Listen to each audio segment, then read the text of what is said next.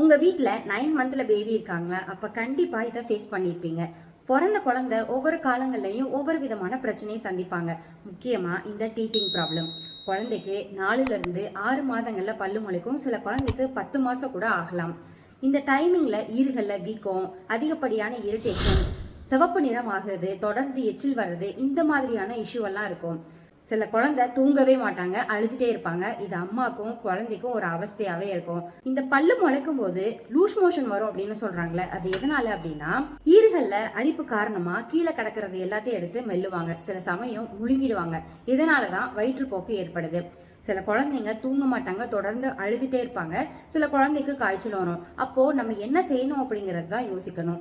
ஈறுகளில் அரிப்பை நிறுத்துறதுக்காக மெல்லிசான பாதுகாப்பான பொருளை கடிக்க கொடுக்கலாம். ஒவ்வொரு டைமும் எச்சில் வரும்போது நல்ல துணியால் தொடச்சி எடுத்துடணும். இல்லை அப்படின்னா இன்ஃபெக்ஷன் ஆகிறதுக்கான வாய்ப்பு இருக்கு. குழந்தைய மடியில் படுக்க வச்சு மெல்லிய துணியில குளிர்ந்த நீரில் நினச்சி அதை ஈறுகளில் ஒத்தனை கொடுக்கலாம். இது ஒரு விதமான ரிலீஃபாக இருக்கும். சர்க்கரை கொடுக்கக்கூடாது, அதிகப்படியான குளிர்ச்சியும் கொடுக்கக்கூடாது. இந்த டைமில் கண்டிப்பாக அவங்க சாப்பாடு சாப்பிட மாட்டாங்க. அதனால ஃபோர்ஸ் பண்ணி கொடுக்காதீங்க. இல்லை அப்படின்னா சாப்பாடு மேலே ஒரு எரிச்சல் வந்துடும். இது எல்லாமே டெம்பரவரி சொல்யூஷன் தான். அவங்க அதிகபட்சமாக தேடுறது நம்மளோட அரவணைப்பை மட்டும்தான். அதனால ஹார்ஷாக இல்லாமல் அவங்க கிட்ட அன்பாக இருந்துக்கோங்க.